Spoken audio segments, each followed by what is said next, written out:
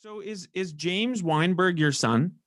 He is. Yes. Yeah. Okay. I was going to ask you this because I saw there's another Weinberg in a bunch of your papers Yeah. that you co-author. And That's right. He's eminently better looking and better qualified than me. So if you feel you want to leave now and just give him a call, I totally understand.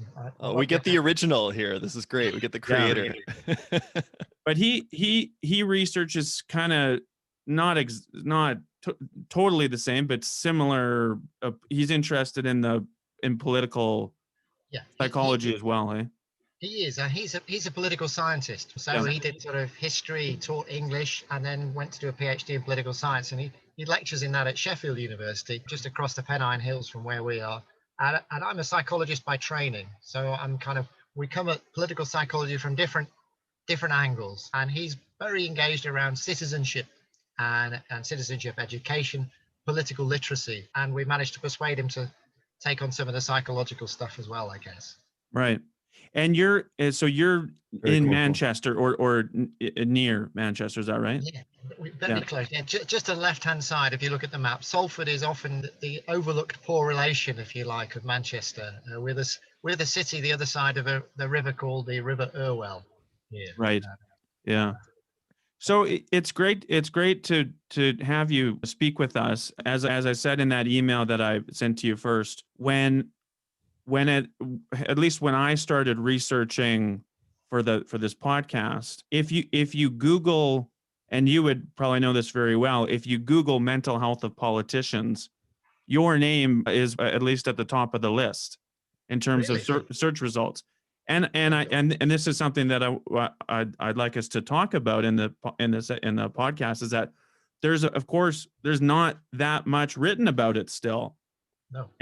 But you seem to be the guy that has researched and looked into all of this, at least on a certain level. It's very kind of you to suggest that it might be because my name's at the top, because there's only about one of me, or maybe just two have looked at it. And I must confess, and I'm happy to talk about any angle of it. I started doing a master's degree. Well, I did a master's degree in occupational psychology. That's my professional qualification, in 1990, so over 30 years ago, because there'd been an editorial by the editors of the British Journal of Psychiatry about politicians and how do they cope with all the information. And historically, there are all these cases where people have suffered with depression or psychotic episodes and, enacted bizarre decisions, bizarre behaviors. And I thought, well, I wonder if anyone's looking at politicians now, now being 1990. And the UK House of Commons was taking evidence from MPs who were saying our marriages are breaking down, we can't cope with the working hours, all the stuff that you guys will have heard of, you're familiar with, and others saying we have sittings that last all night, we can't make decisions, we don't know what we're doing. And so I did a survey of all MPs, and it turned out to be the first of its kind. And much to the amazement of my tutor, 124 MPs out of 650 plus we had then replied and just poured their hearts out onto the page. And I suddenly realized this is something that maybe I should keep doing. And so some people say it's foolhardy because the media love to pick up on certain things and spin it, and that hasn't always been helpful. But in other ways, I think 30 years on, I'm hoping we're seeing attitude change around mental health, and that politicians are feeling they can talk more about that. I don't take any credit for that. Obviously, this society is moving on as it should. So that's kind of briefly how I came to do it, if that's useful to know. Yeah, no, it is. It is, and it's tremendously important work. I mean, I think it's unfortunate that 30 years since you identified this issue in the UK, nothing sort of equivalent has been done in Canada, and I don't think anything really equivalent has been done in the United States either. Even though it's sort of the elephant in the room of at least Western English speaking societies. Maybe I'll just ask Ashley. anytime I do media interviews or we talk to people that aren't in politics about this project that we've taken on, we try to explain why it should matter to people that aren't politicians or aren't the politicians of spouses. So maybe I'll just ask, 30 plus years ago, when you first decided this was something worth researching, worth studying, what did you have in mind as sort of the outcome, or why did you think this was something important that was worth you taking on? Yeah. Yeah, no, I'm happy to answer that. You want me to say what I would say now? Would that be?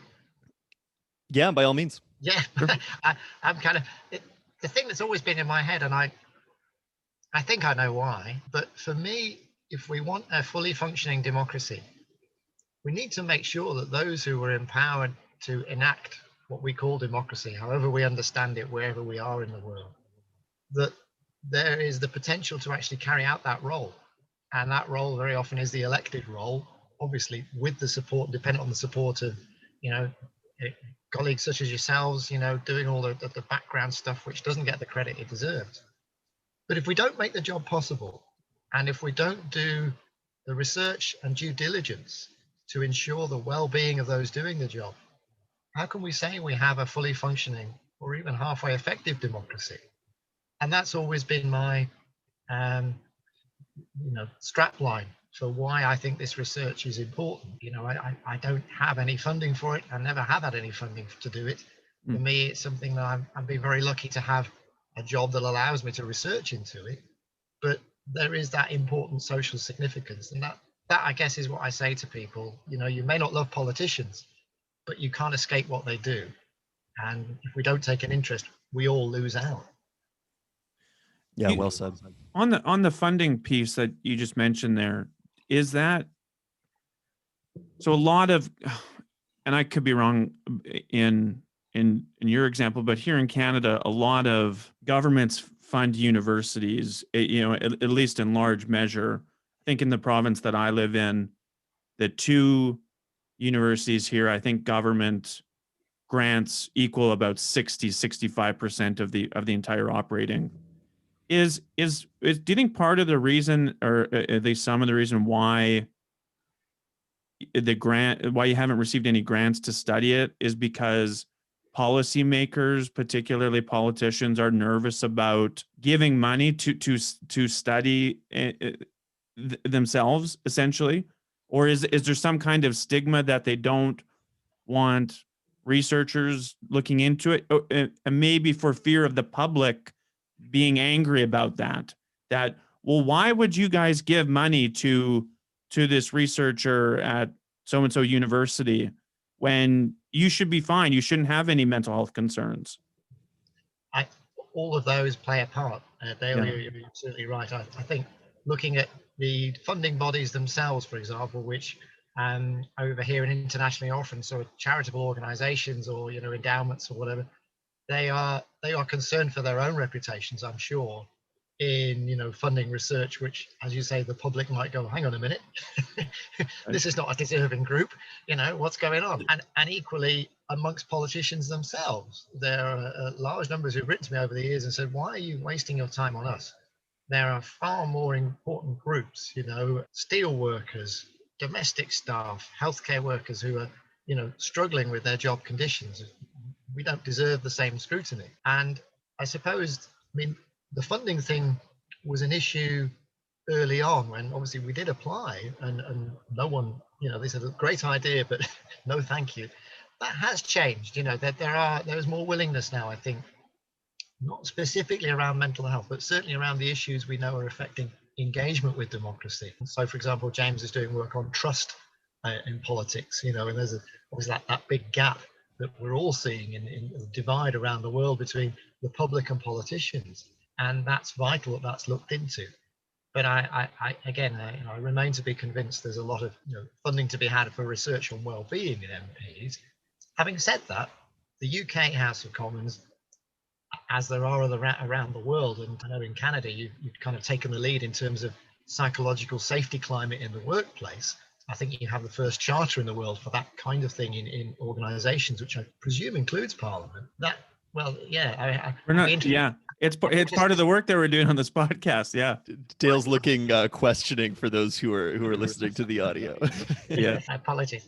But around the world, you look at so the Parliament in Ghana, for example. There was a call there for counselling provision for members of Parliament after a high-profile suicide. I was invited to speak in a symposium in Ireland 6 or 7 years ago. A similar sad story there. A government minister commits suicide, and people want to understand what's gone on and how did it get to this. But in the UK Parliament, 2012, there was a kind of a watershed moment. June the 14th, 2012, where MPs stood up to talk about mental health and funding for mental health here in the UK. And during the course of the debate, at least 4 members of Parliament stood up and said, well, actually, I have a mental health problem, and I'd just like to say a bit about that, my interest in this topic. And I spoke to one of them recently, and he said, actually, when I got to my feet, I didn't know I was going to say this, but I suddenly thought, actually, this is really important.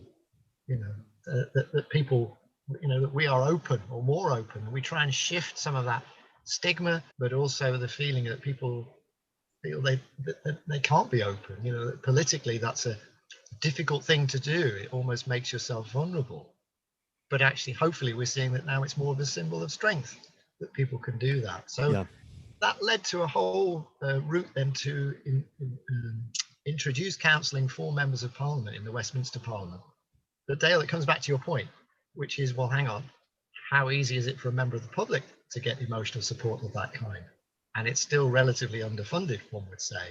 So, yeah, there's still that political discussion around, how important is this group?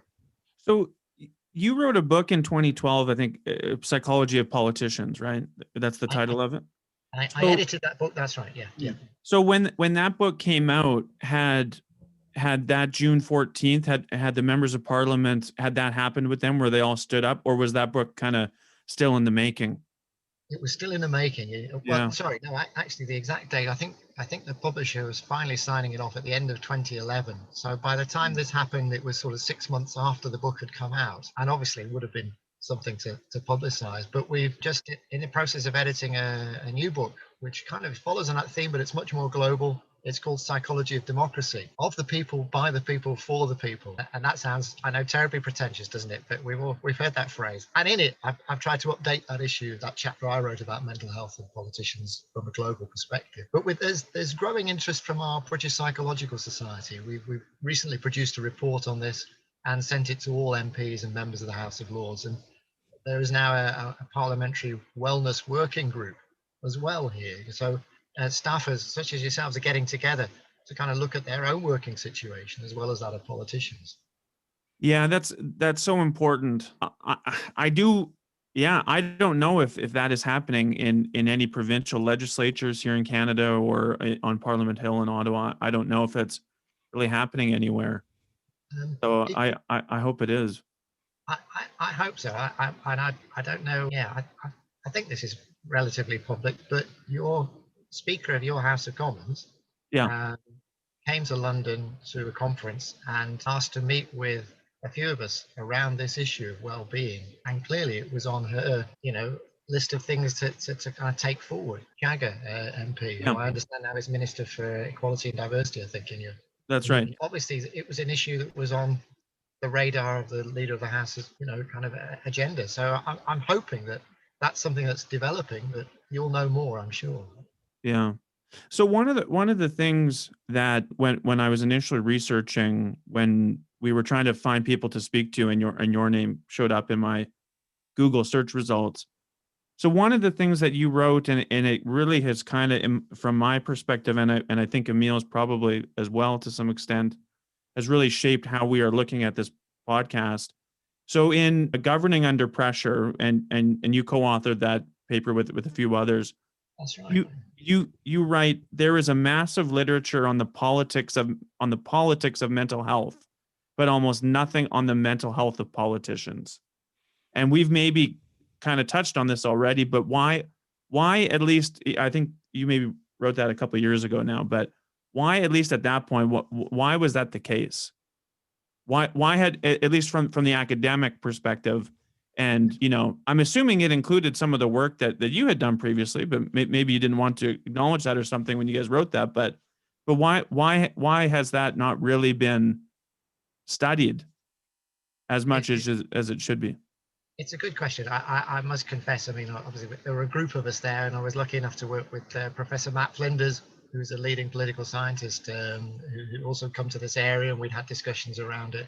And I think similar to you, he'd had a look and kind of thought, no one's looking at this. There's a guy called Ashley Weinberg, but apart from that, so that doesn't, one person doesn't count for a great deal in terms of an academic, weight of things, I guess. So I think it was to make the point there from the group, all of us as authors, that actually more needs to be done.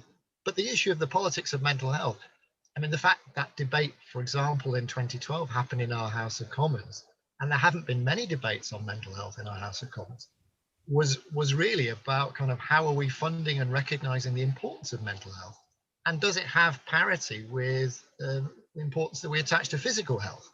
And traditionally, mental health has been the poor relation in terms of not just funding, but I think also levels of awareness, not just in the public, but I think sometimes in terms of organizations, and a lot of it, my day job, if you like, I'm a work psychologist, so I'm interested in well-being in a range of different occupations. Yeah. We don't tend to focus on that very well. And I guess the psychoanalyst would say, well, it's a taboo topic. It has been in the past. We're not comfortable with recognizing that. But clearly, I think there's been a lot of progress in recognizing not just a human toll and impact, but, and sadly, it's often the business case, isn't it, that makes the point, the costs of poor psychological health in terms of sickness, absence, presenteeism, working while unwell, people leaving their jobs because of poor psychological health, even litigation as well. So these issues, I think, as the politics of mental health have really raised that up the agenda. But in terms of people thinking, well, I wonder how people are functioning in the actual job of politics itself, still that's lagged way behind. And as we said before, certainly deserves the scrutiny, because without it, we're missing an important component of making policies that matter for mental health. So picking up on that, Ashley, Dale and I both having been political staffers, and I think, from what I've seen, at least in popular culture, there's a lot of similarities between British and Canadian sort of parliamentary and legislative work culture. So, long days, late nights, early mornings, crushing workloads, and you've written about a lot of that very insightfully. And I think, without wanting to draw too many generalizations, sort of the socialization of alcohol into work culture is maybe more famously present in the British Parliament even than it is in Canada, but it's certainly present here. I think the House of Commons actually has a number of drinking establishments on the premises, which is something that we can't say here. Long lead up to I think a simple question, or a short question. It's not simple. As a former staffer, I have a tendency to romanticize, in hindsight, some of the aspects of that process, to look back at that as a period in my life where I was really enjoying myself, as much as I was dealing with a lot of stress and potentially inflicting longer term damage on myself. Do you think that those elements of the political workplace that make it so distinct, that make it such a sort of unique subculture, do those need to change fundamentally in order for those to be mentally healthy workplaces? Or can sort of those fundamental cultural markers stay in place with sort of some tweaks around the edges that make people, that get people to a better place mentally? Does that make sense? Great question. Very good question.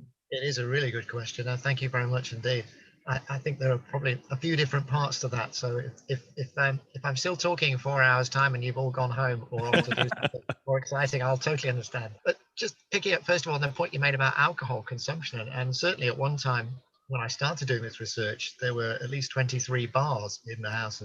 But talking to people who work there, I think the recognition of the role of alcohol in unhelpful and unreasonable behavior has obviously been more recognized. And I don't know in detail the guidance around what members are encouraged to do or not to do, but I think things have progressed. Well, things are not quite as they were then, but there's been a paper by an MP who has been a psychiatrist, or still may work as one, Dan Poulter and colleagues, and looking at what they call risky drinking. amongst politicians in the UK House of Commons. And based on, it's a relatively small sample, but again, finding worrying trends there around kind of, how prevalent that kind of behavior might be. And as you rightly point out, that, drinking alcohol is not tolerated in many workplaces, if at all. Going on to the point around the design of the job, if you like, and those what work psychologists often call psychosocial factors around workload, lifestyle, sense of control. Some of the studies I've carried out over the years have tried to follow groups of MPs through changes in the way the work has been designed in the UK House of Commons, for example. And there have been changes to the debating hours, which 30 years ago could be all-night sittings. And there was a concerted effort to make the hours more reasonable by giving advance notice of business. And as you'll know, sometimes the timing of things is used as a political weapon, isn't it, to catch out your opponents. But they were trying to remove that as a weapon and say, well, let's give notice of what's happening next week, so at least people can plan ahead, and that can help with family commitments, for example. And so that's been more prevalent. But also the hours in which the House of Commons sits, it's much rarer now for those debates, except during the Brexit process, which I'm guessing you'll have heard a bit about where you are. A little bit. Yeah. Here and there. It's too much. Am I allowed to show you this? So it's kind of. Oh yeah. Oh wow. It's captured our imaginations here. But No no, doubt. it was World Book Day yesterday, so I thought I'd kind of. But no, that was a shameless plug. Please ignore that. But the point I'm making is around 10 o'clock would normally be the cutoff now for late debates, and that's produced some interesting effect, because it's meant that actually some MPs are able to go back to their homes, if they're within 100 miles of London, for example. And I realized the distances in Canada, I can't begin to imagine the distances we're talking there. So it would be a different scenario. But MPs can now get home unless they live more than 150 miles away, or most days of the week. That's changed their work-life balance in a good way. But interestingly, for those who are kind of marooned for 4 or 5 days in London, it's meant actually the social support, which you often get from working with other politicians, as you know from other staffers, suddenly it's evaporating. Where's everyone gone? And you're kind of much more isolated than before. But the other thing that's happened here is the recognition of constituency work. And previously, you just fit that in at the weekend, when obviously you'd have little time to spend with your family, friends, or unwinding. And now most Fridays, there are no debates in the House of Commons. And indeed, there are early finishes and earlier debate times as well during the week to make that possible. So redesigning the job, it's been a bit like tweaking it, but I think there are some fundamental issues around expectations which have yet to be grasped. And the public often don't know what the job entails. The report we did with the British Psychological Society said, they cite one interview where a constituent had asked if the MP could come round to the house and clean out the gutter for them. If Oh, fantastic. Well, yeah, I mean, we could say, well, that's deserved, but actually it does show that, not everyone knows what an MP does. And I think that's a fundamental starting point, is giving people a clear idea of how politics works, so that we can not only engage people, but you have realistic expectations for those trying to do the job. Yeah. And I remember, oh, sorry, Dale, go ahead. The expectations stressor. So in I think you've maybe written about it in a couple places, but the paper you sent us this morning, I had seen it previously when I was researching it, but I think it was the manuscript version, so I didn't see that table that was included. But so the expectations stressor or pressure, right, in the workplace, that was something that you guys noted in that paper that there has been no research on either, right? From psychologist point of view, we couldn't find any. And I'm not saying there isn't any. We couldn't find any, as far as we know. And I'd be delighted to hear from anyone who has kind of looked into that. Yeah. No, I think the expectations thing is exactly right, and I think that fits into why. Correct me if I'm wrong on this assumption, but I'm assuming it's why people have such a low, why they think so little of politicians and political staff, is because it's just a fundamental misunderstanding in a lot of ways about the work that they do. And for some reason, I think a lot of people in the public think politicians and appointed staff, politicians in particular, are lazy. And in my experience, and I think Emile's for sure, the people that we worked for, the people that we knew on both sides of the political aisle, are exceptionally hardworking, dedicated people. But for some reason, in a lot of ways, the public doesn't know that, or doesn't see it, or because they don't see it, they don't know it, I guess. I think you're right in that observation, and it does feed into one of the other things that we kind of are looking at more, and certainly James is looking at more, which is distrust. And I think we have certain expectations of what we expect our representatives to be, and these are often unrealistic, perhaps superhuman ones, that they are without fault, without blame. They will do what we ask, even though you might be representing 70,000 people in a constituency here, far more, I'm sure, where you guys are, just to name a couple of things. But when expectations are not met, I remember working in sales many years ago, this was something that was hammered home to us. Immediately, you give rise to distrust. And suddenly that gateway opens up to a whole range of negative emotions, which we see played out online, social media, very often in constituency surgeries, where people are giving verbal abuse or online abuse to their members of parliament and staff who, yet when you speak to politicians from every background, every party, you can see just how hardworking they and their staff are. Unless you happen to be someone who's speaking to politicians or conversing with them, and most people don't, you don't get an immediate sense of that. Or if you do, it's, well, my MP's a very good MP, but obviously he or she is the exception. The rest are just, Right. There's that sort of cognitive distancing that goes on. Yeah, that was one of the questions that I was going to ask was, and you touched on it, is why, what's the understanding that we have of why the public, not entirely, but by and large, tends to have so much distrust? And maybe we'll have to get James on for an episode so he can talk about his work kind of more thoroughly. But I think it's something that came across my mind is why based on all that we know, why is there such a distrust, or why do people not understand the work? I think the other thing that may play into that, and again without apportioning blame anywhere, is the coverage that one gets around a politician or parliamentary behaviours is often something that is newsworthy, and what tends to be less newsworthy is, particularly because very much often the work is confidential, is some of the casework that goes on that helps many of the most vulnerable individuals in societies, deal with the most horrific of situations. That isn't going to make it into the papers. You're not going to see, because of that, and also it doesn't necessarily make a great story, look, so-and-so has done a wonderful thing as an MP.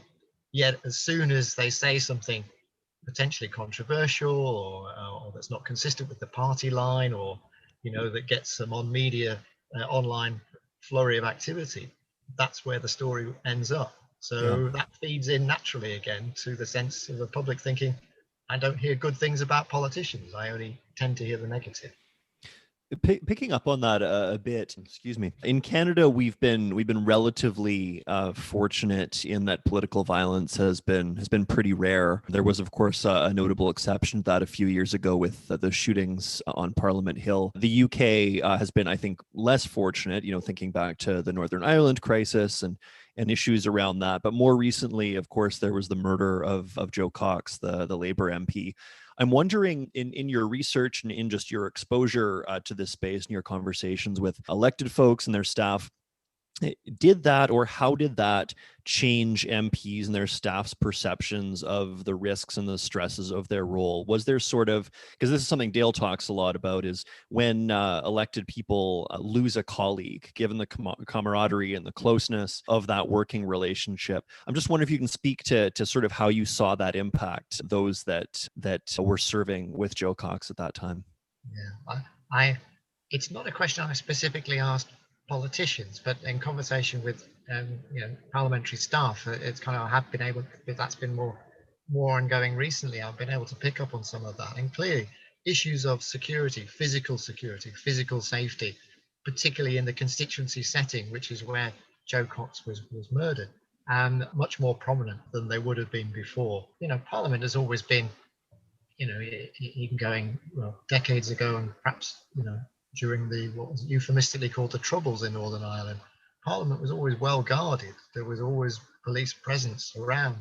But security, well, all over the world for a host of reasons and events, has elevated considerably.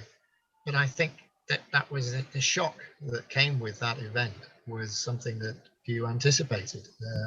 Few anticipated it would happen, that it would come to that. And I think there has been a realization now of the role and the sense of public sacrifice of doing this kind of duty, you know, in a public role in this kind of way, as I realize will be the case for those who are serving in emergency services or indeed the armed services who found themselves in the line of fire, for example. So I think that's really acutely tuned that. And, you know, there are procedures now that weren't there before. There are security checks around Parliament that are very rigorous, even more so. So I think it really did focus people's mind.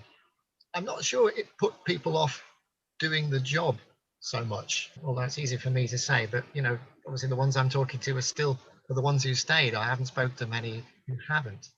But certainly Brexit and the online vitriol, and some of it was in person, as you will have seen on newscasts, I'm sure, was cited as reasons why some MPs walked away from the job, who decided to stand down before what became known as the Brexit election of 2019. And that, you know, that was the kind of that unremitting negative trolling and threats to life, and also MPs' families, was something that many did not want to put up with anymore. So that's certainly been an impact as well. And in terms of people's psychological health, you know, an enormous impact.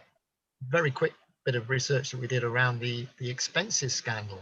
So this was 2008 here. Parliamentary procedures around what you could claim money for. Some MPs would say those procedures were not clear.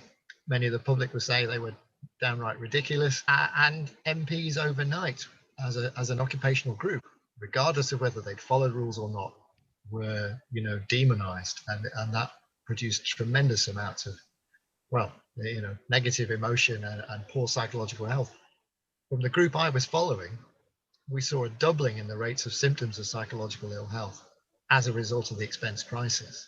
Wow. And some may say, well, you know, from what would be an average in a working group of around 20% of the population experiencing poor psychological health, and MPs were not far from that, it doubled to 40% following that crisis, because of the perceptions that the public had of them, but also the way many MPs felt let down by the organisation in terms of, well, why wasn't this sorted? Why were things not defined? Why were some MPs led down a path thinking this was what was okay with procedure, which clearly was long out of date.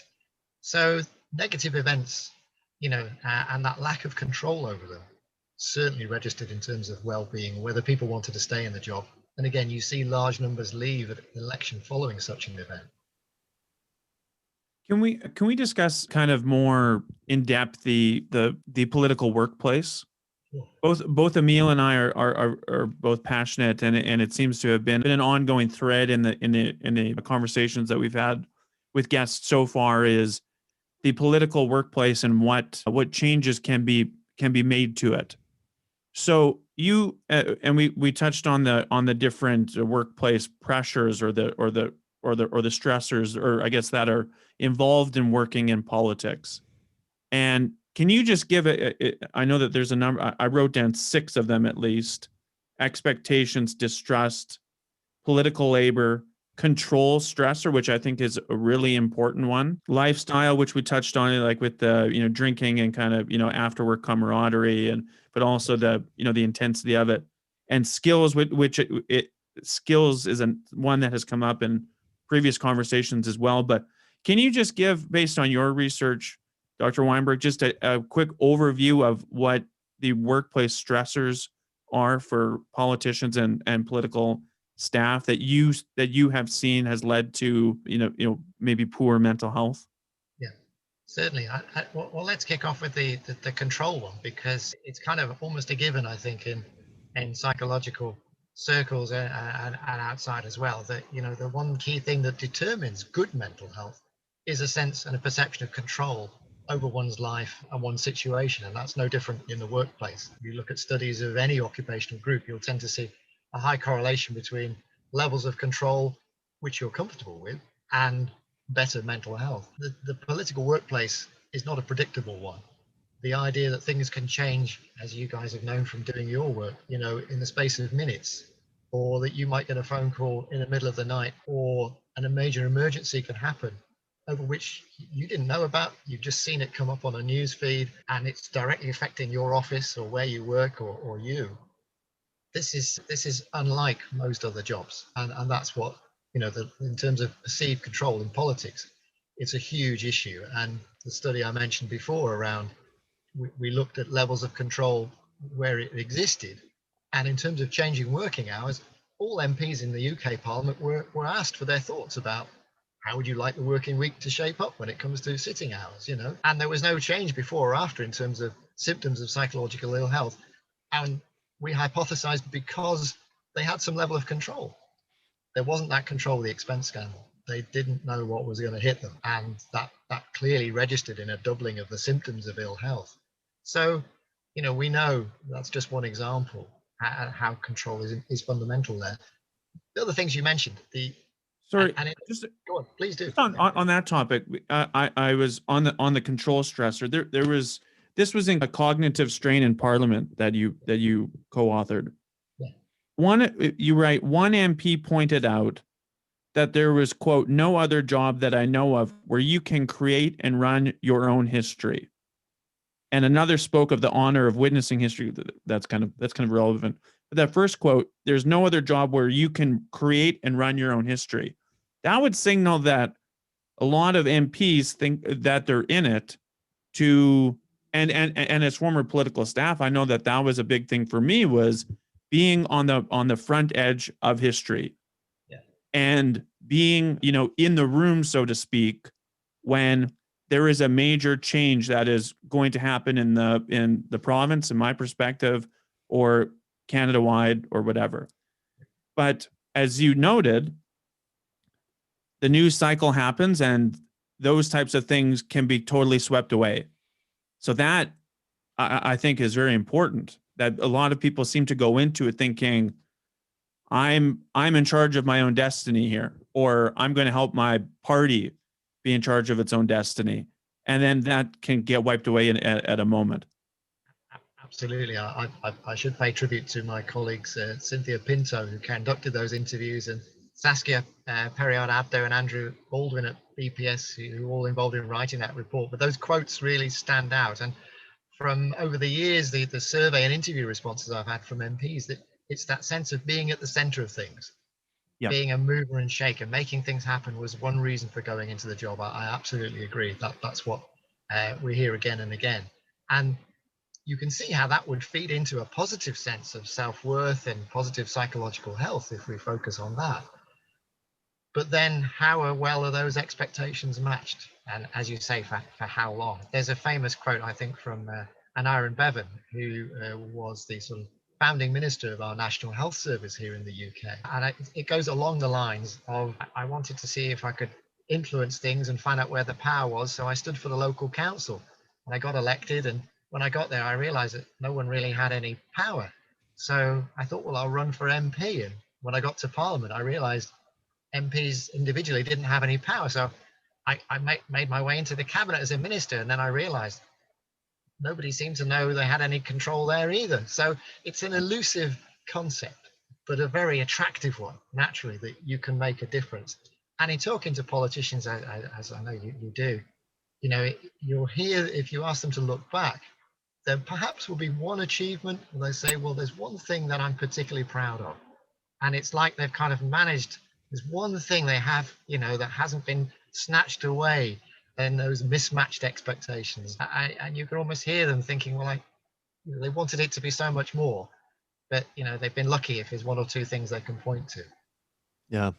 So that's an interesting segue into a question I wanted to ask, and I don't want to be presumptuous, but theoretically you'll retire one day, many years from now, or you'll move on to another research focus. What would make you happy when you reach that point in your career, looking at the UK Parliament for the sake of this conversation, and saying, partially through my own contributions, but partially through elected officials and staff realizing that things have to change, officers of Parliament realizing that things have to change. How different would it have to be for you to be able to look at it and say, wow, this has actually gotten a lot better throughout the time that I've been studying this and writing on this? And gosh, that's very kind of you, Emile. You give me an invitation to be self-indulgent there, which I should be very careful about leaping into. I guess that there's a phrase that I use, which is that change is possible, progress is slow, persistence is the key. And for me, I'm unlikely to stop researching in this area, surprisingly, perhaps, because for me, it's probably more important than in many of the other areas of research I do. And so I'm lucky to carry on doing it. But what I'd like to see is parliaments around the world acknowledging the role of mental health, not just in their workplaces, but in all workplaces. Because if we can ensure that parliaments are an exemplar to all workplace organizations, imagine the positive difference we could make to the mental health of all people seeking or in or put out of work, in terms of the importance of designing good work. And that relates to people in all kinds of jobs, whatever the status of that role. And obviously politicians, it's a high status role, whether people like them or not. So I think that would be amazing to see progress towards that goal of improving the design of work and recognizing the importance of people's mental health in carrying out difficult jobs, which don't just exist in politics, exist anywhere. That might be a nebulous answer to your question. There's nothing specific necessarily there, but I think, to see, if I may cite again the example of Canada's psychological safety climate, and I understand Denmark now possibly is the first nation in the world, I think, to legislate for ensuring positive mental health at work. But that was only in October last year. It shows that, how many countries are there left to go? There's a lot of progress yet to be made, but we're starting to really write that into how things need to be done in a way with physical health we've been doing for decades, I think. Yeah, no, it's a brilliant answer. I love that. Thank you. You said in one of the emails that we were sending back and forth, you were going to talk to staff in Parliament. How, when you speak to them, I'm not sure what the most recent, I don't know if it's just talks or if you like a seminar type thing, but how do those conversations go? And what do you hear from political staff instead of the politicians? Well, we're very keen, and again, this comes from work with the British Psychological Society. My colleagues I mentioned earlier, that report on cognitive strain. We're very keen to see, a positive impact if one can be had. And, the UK Parliament, and perhaps it's not unusual in that, has a wellness working group now, of parliamentary staff who are interested in this area and see the scope for some change. And, I think this is often the case in occupations that, if someone comes from outside and does some research and validates exactly what you've been trying to tell people for a while, it's a shame it's required those outside people to come along and do that. You hope your bosses would have listened to start off with. But I think that kind of, there's definitely an openness to, okay, let's look at what's going on.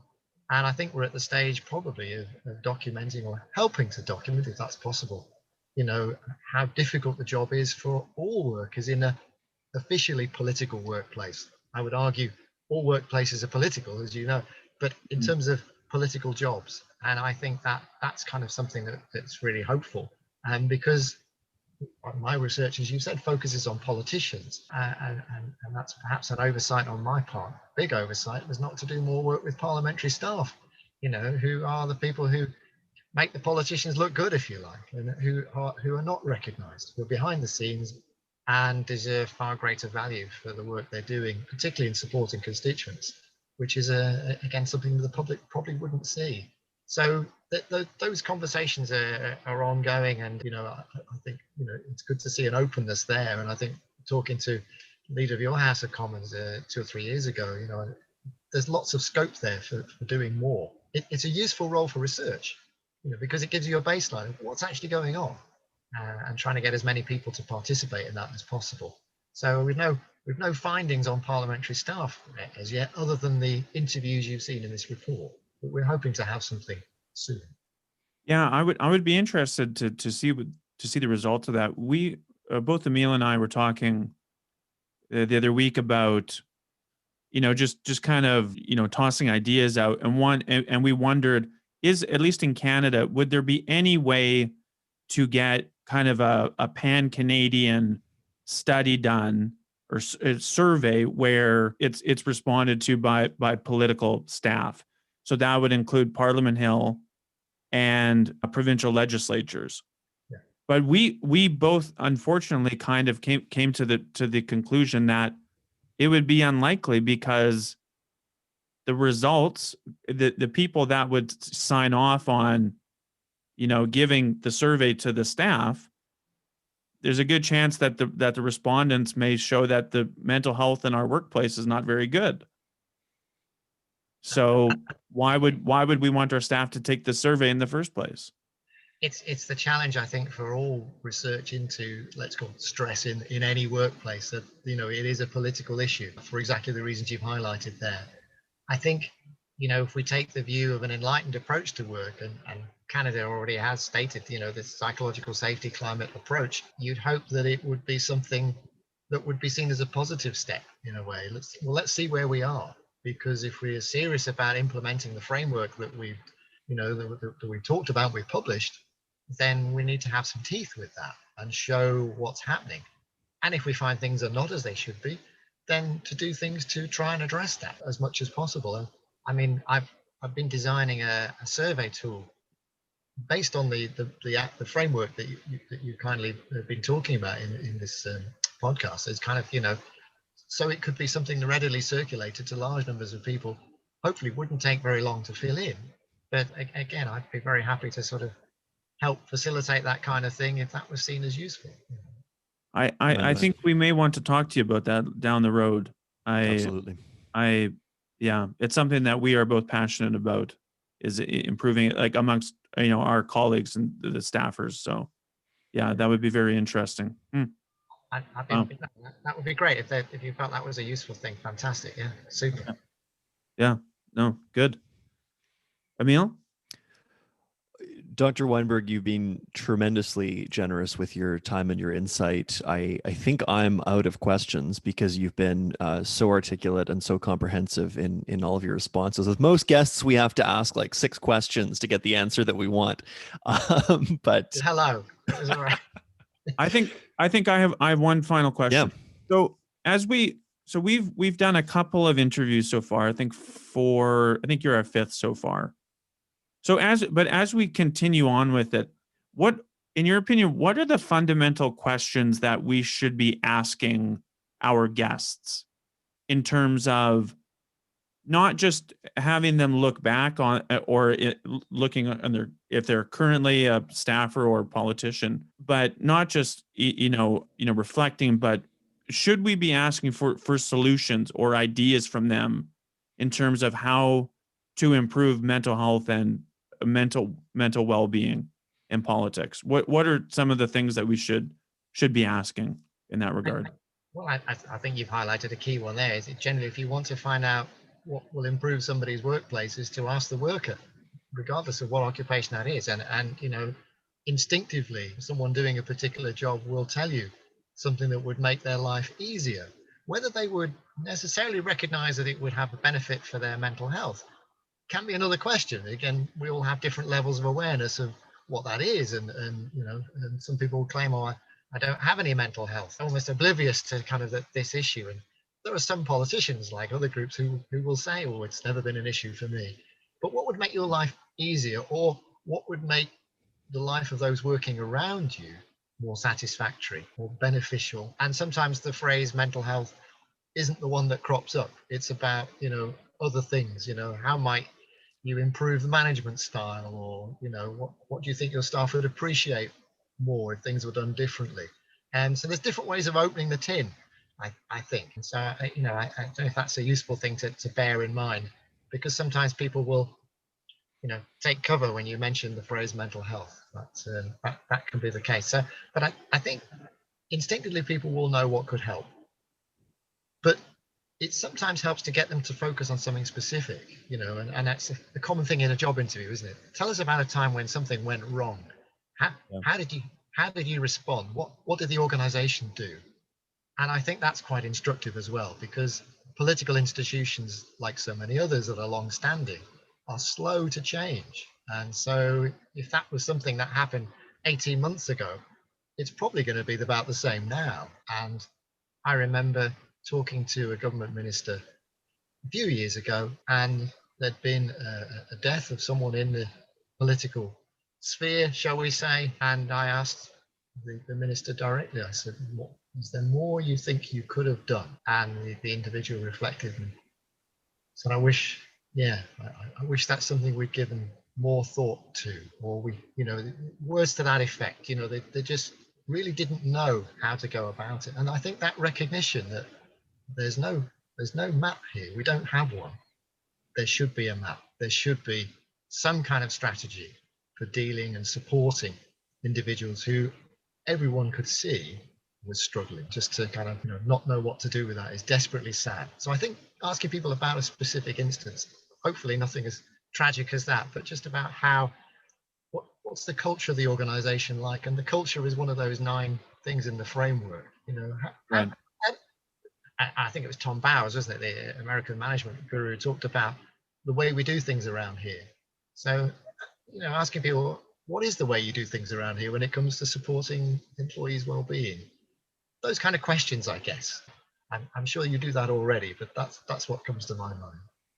So the person Really that you just mentioned that had died, that was by suicide, like a mental health related death. It was a mental health related death. Yes. Yeah. Wow. Okay. Wow. Thanks for chatting with us today. Yeah, this has been such a pleasure. I think that both Emile and I have had based on our experiences. And like I was reading, maybe it was the cognitive strain article yesterday, and I was going through it and just my head was exploding because everything that was being written, I was going, yes, this is what happens. Yes. So very important.